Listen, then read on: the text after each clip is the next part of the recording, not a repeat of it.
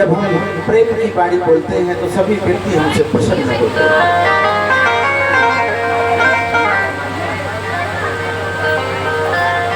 तो यहाँ पर हमको देखना ये है, इस कहानी से हमको ये सीखना चाहिए कि हमको अपने शरीर का उपयोग कैसे करना है। वाणी का उपयोग भगवान के भजन, कानों का प्रयोग भगवान अच्छी वाणी सुने, भद्रं करणे भी सुनयाम देवा, अच्छी बातें सुने, अच्छी चीजें देखें, अच्छी वस्तुओं का दर्शन करें, भगवान की मूर्ति का दर्शन करें। और ये सारे गुण आत्मदेव ब्राह्मण में थे। हमेशा अच्छी बात करते थे, हमेशा दान पुण्य करते थे, लेकिन उनको एक ही दुख महाराज याद रहता था, पुत्र का दुख। उनके कोई संतान नहीं थी।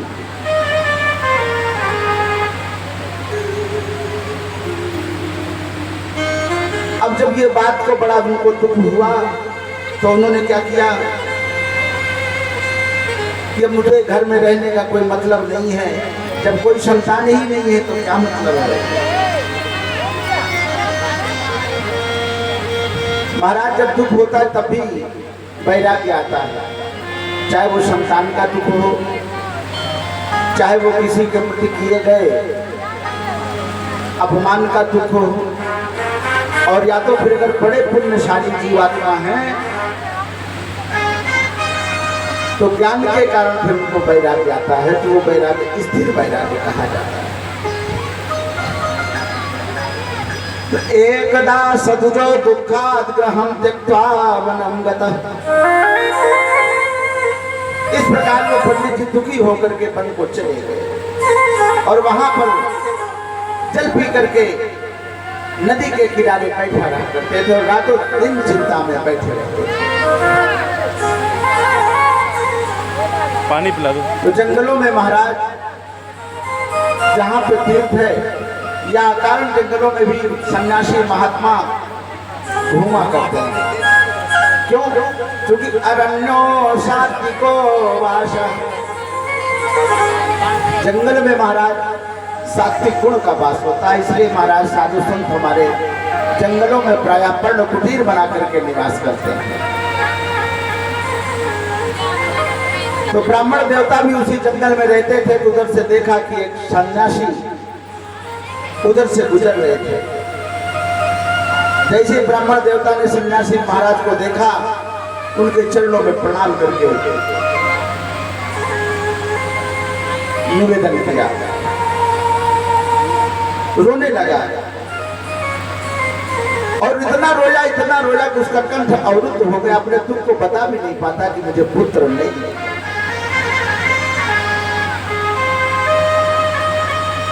तब सन्यासी देवता ने कहा, जब देखा कि ब्राह्मण देवता क्यों रो रहे हैं, तो महाराज संत जी ने कहा, कथम रोदसी विप्रत्वम पाते चिंता बली यशी। अरे हे ब्राह्मण देव, तुम क्यों रो रहे हो? अब तुमको कौन सी चिंता इतना परेशान कर रही जिस वजह से तुम रो रहे हो?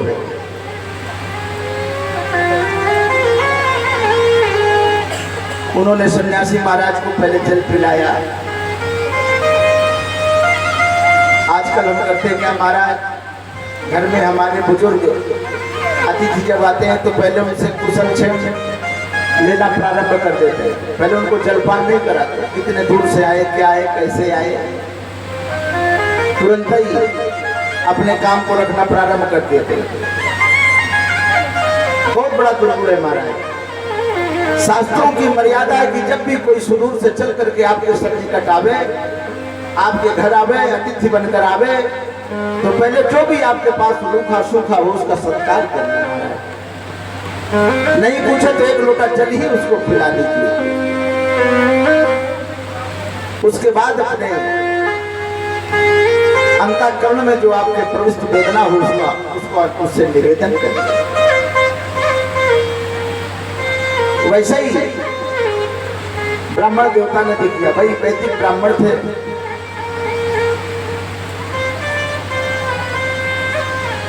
पंडित किसे कहते हैं? क्योंकि उनमें पंडित के गुण थे आत्मदेव में। तो 6 चीजें जिनमें हो महाराज को पंडित कहा जाता है। क्या? निसेवते प्रशस्तानि निंदितानि न सेवते अनास्तिकः सत्तान एतत् पंडित लक्षणम। जो अच्छे कर्म करता हो, बुरे कर्मों से दूर रहता हो महाराज, और जो आस्तिक हो, भगवान को मानता हो, और श्रद्धालु हो, जिसमें श्रद्धा हो। मैंने कल भी बताया था कि बिना श्रद्धा के कुछ होगा नहीं। अगर हमारे बुजुर्गों पर, माता पिता पर श्रद्धा नहीं तो उनकी सेवा कैसे करोगे? ब्राह्मण देवता ने तो बता दिया कि आचारो परमो धर्म, मातृदेवो भव, पितृदेवो भव, अतिथि देवो भव। माता पिता देवता हैं, तो जब श्रद्धा करोगे कि ये हमारे माता पिता हैं, हमारे जन्म के अधिष्ठान हैं, हमारे जन्म के अवलंबक हैं, बिना श्रद्धा के उन पर कैसे तुम्हारा प्रेम होगा? इसलिए श्रद्धा होनी चाहिए ब्राह्मण में, और सद्गुण हो। तो जिनमें ये चीजें हों महाराज वही पंडित है। और ये गुण आत्मदेव में थे, तभी उन्होंने क्या किया? पीत्वा जलम निशस्नास्तु प्रजा दुखेन कर्षितः मुहूर्ता कपि तत्रैव सन्यासी कसिता गतः। चल पी करके, और जब ऐसे ब्राह्मण देवता को दुखी देखा तो जब पिया महात्मा जी ने तो देखा ब्राह्मण देवता को, थोड़ी देर ठहर करके अब आश्चर्य से देखा कि ये ब्राह्मण देवता इतने दुखी क्यों हैं। तो ब्राह्मण देवता बोलते हैं, जीवितम प्रजाहीनम विग्रहम च प्रजा बिना धनम चानपत्तस्य भिक्कुलम संसति बिना। हे महात्मन, पुत्र के बिना जीवन को धिक्कार है। पुत्र के बिना हम क्या करेंगे महाराज? हमारे कोई पुत्र नहीं है, और जो हमारा घर बार है इसका कौन रक्षक हो? घर को भी धिक्कार है। हमारा जितना भी ये धन दौलत है उसको भी धिक्कार है, मतलब बेकार है। हमारे कोई संतान नहीं है महाराज, और हमारे कुल का कोई दीपक नहीं है, तो हमारे कुल का नाम कैसे चलेगा? इसी कारण महाराज मैं दर दर की ठोकरें खा रहा हूँ, जंगलों में घूम रहा हूँ कि मुझे पुत्र हो जाएगा।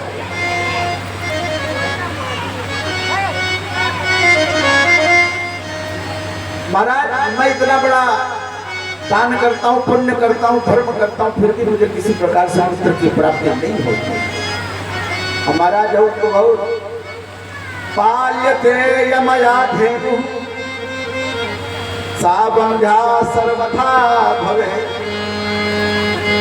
अरे इतना बड़ा महाराज, मुझे तो पुत्र है ही नहीं, लेकिन यहाँ तक कि मैं कोई अगर गाय पाल लेता हूँ तो उसको भी पुत्र नहीं, बछड़ा नहीं होता।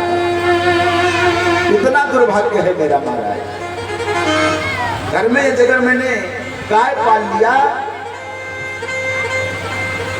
उसको भी बच्चे नहीं होते।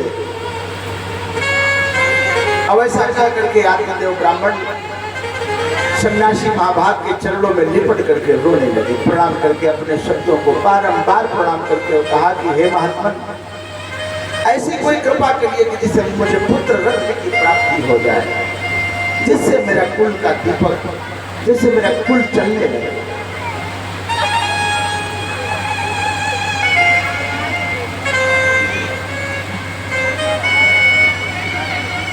और कहा कि यदि अगर महाराज आप ऐसा नहीं करोगे तो मैं अपने प्राणों को यही त्याग जाता हूं।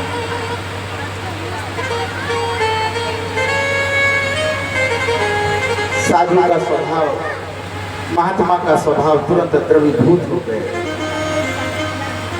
उन्होंने कहा नाना ब्राह्मण देव, इतना दुखी मत हो,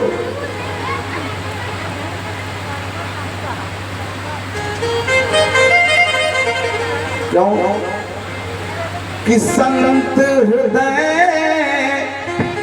नवनीत समाना, संत हृदय नवनीत समाना।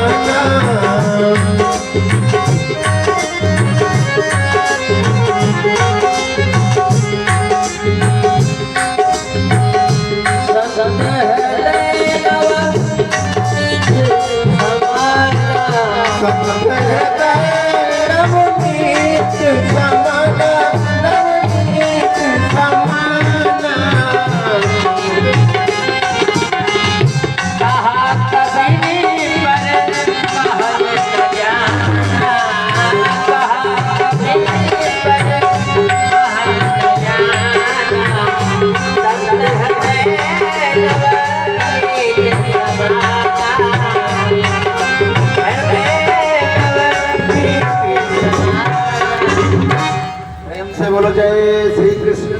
जय जय श्री राम। महाराज महात्मा जी ने समझाया कि कोई पुत्र से सुखी होता है क्या? क्यों रो रहे हो, व्यथा रो रहे हो? संतान से कोई सुखी नहीं होता।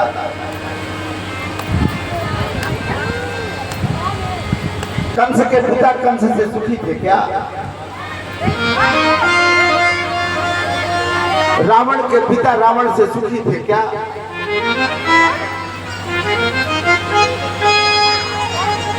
तमाम तरह से सन्यासी महात्मा समझाते हैं कि अरे तुम क्यों पुत्र के चिंता में पड़े हो। और बताया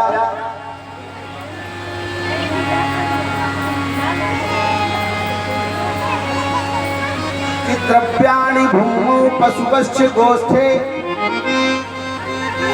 ये जो तुम्हारा धन है ना महाराज, ये यही धरती पे पड़ा रह जाएगा। आत्मदेव तुम चिंता मत करो। धन्यानि भूमे पशुवश्च गोष्ठे, नारी ग्रहत्वा जना श्मशाने।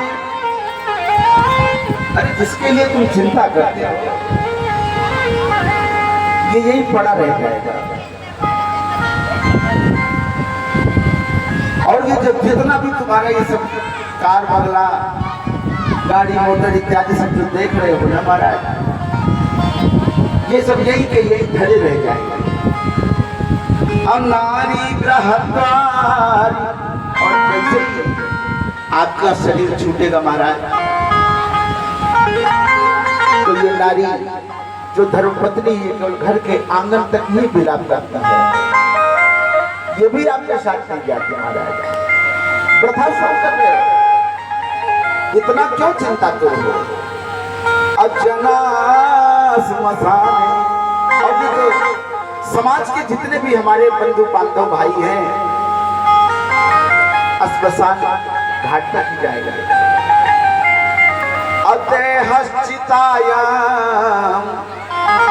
और ये जिसमें हम रोजाना चंदन बंदन लगाते हैं महाराज, साबुन लगाते हैं, तेल लगाते हैं, और अपने शरीर पर घमंड करते हैं कि हम जैसा कोई बलशाली नहीं है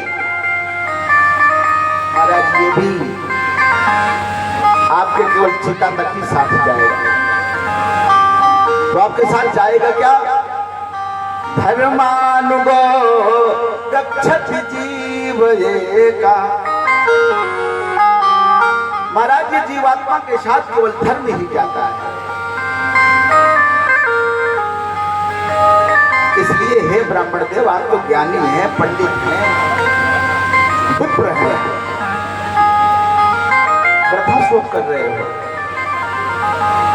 अब तुम्हारी तो स्थिति कैसे बनी हुई है? अब आजकल देखो महाराज, जो तसड़ा में फंसे हुए लोग, उनकी स्थिति कैसी रहती है कि हा कांता हा धनम पुत्र कंदमानम सुदारुणम।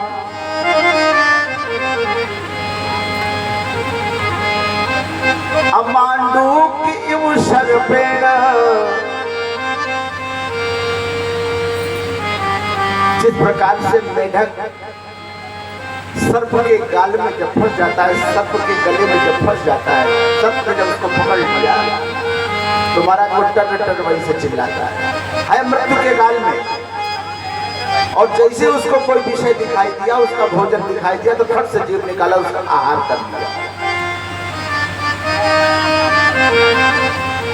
इसी प्रकार हम सब लोग मृत्यु के गाल में है महाराज। मृत्यु चारों तरफ से हमारे तांडव कर रही है। क्या अरे वो आजकल गाते हैं ना कि हमारा सांसों का क्या भरोसा, सांसों का क्या भरोसा, रुक जाए चलते चलते